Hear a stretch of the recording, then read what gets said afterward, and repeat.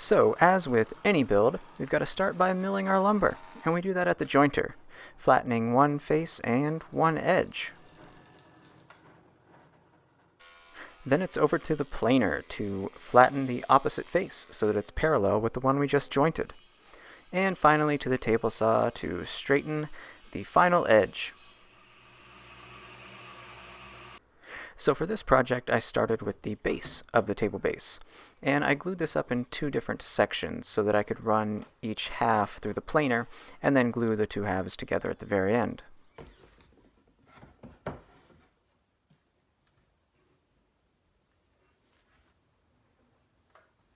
And here's the second half of the table's base.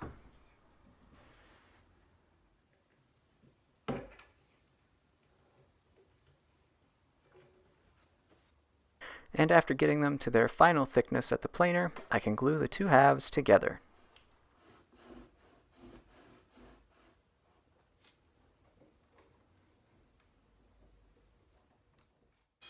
And so with the glue dry on the base, I can cut it to its final length. And for this I used my Incremiter 5000. This sled is awesome. With the base of the table base done, I can turn my attention to the legs. And I cut these out of some 12-quarter walnut that I have. The next step is to cut the compound angles on the end of each leg to give the table the splay that it has. Next, I cut the joinery to attach the legs to the table base, and for this I used my Festool domino.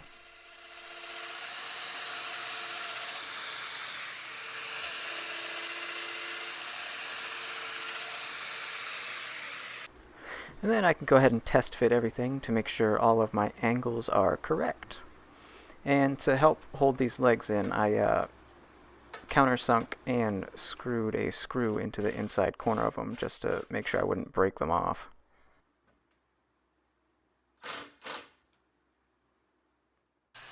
The next step is to start breaking down the plywood that I'm going to use to fill in the fields between the legs. And for this I used my track saw. It comes in really, really handy.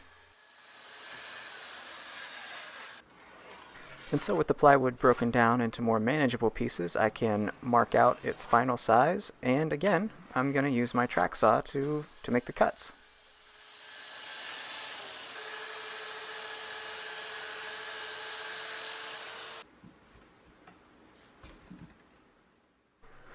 The next step is to cut all of the dados for all of the walnut strips that are going to be applied to this.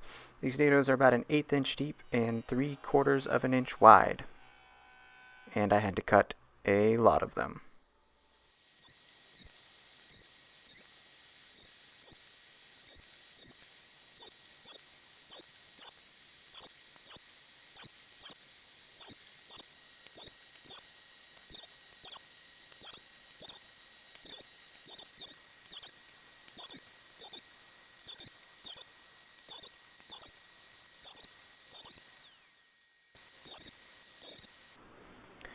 And before gluing in the walnut strips, I ended up dyeing the areas of these panels that will be visible. And I used Trans-Tint Dark Walnut dye for this, diluted with shellac.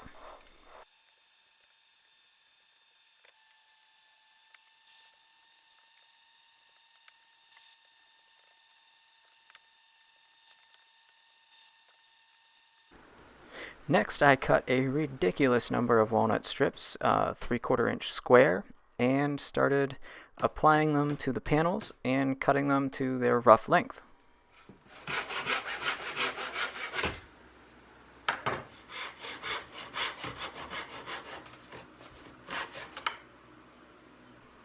And with all the strips cut, I can glue them all to the panels.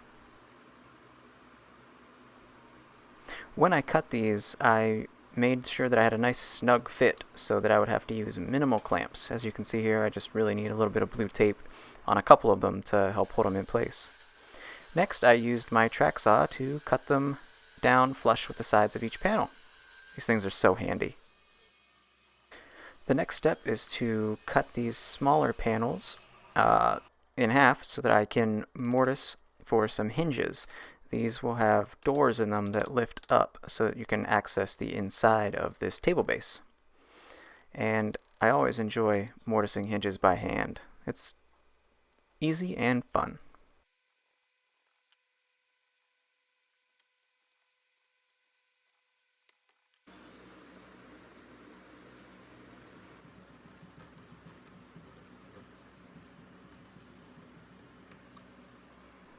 With the hinges fit, I discovered that I needed to chamfer the edges of some of these strips on the door in order for it to clear the legs on the table base. Wasn't planning on this, but it worked out just fine. Because of all the crazy angles on this table base, I opted to use pocket holes as clamps in this case. Makes it really easy to glue things together. And in addition to the pocket holes, I also use dominoes, floating tenons to connect everything together. The pocket holes in this case add a little bit of extra strength considering this table is going to hold a 600-pound slab of quartz.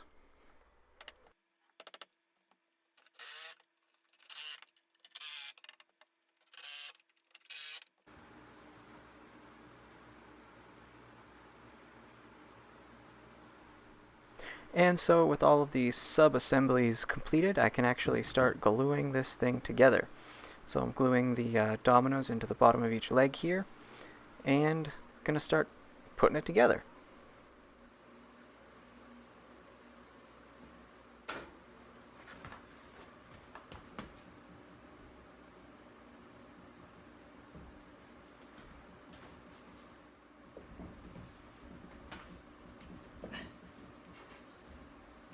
It only took a minor bit of coaxing to get all of this to fit together properly.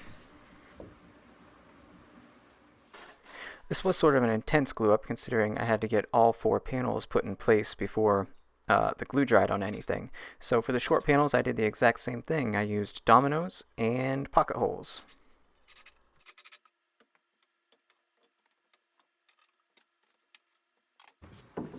Next I used my number 5 to plane the end grain on the top of each leg just to clean things up a little bit. Plus, planing end grain is actually quite a bit of fun. After that, it was time for finish. And the finish that I'm using on this is just clear shellac, and I'm spraying it with my HVLP gun.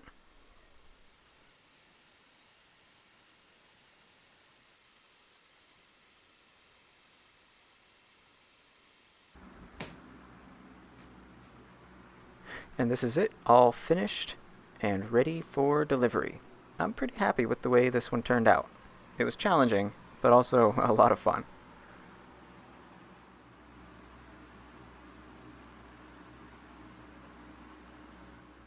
So if you liked what you saw and this is your first time here, consider subscribing to my channel. Give the video a thumbs up and share it with your friends. Alright guys, until next time, go build something.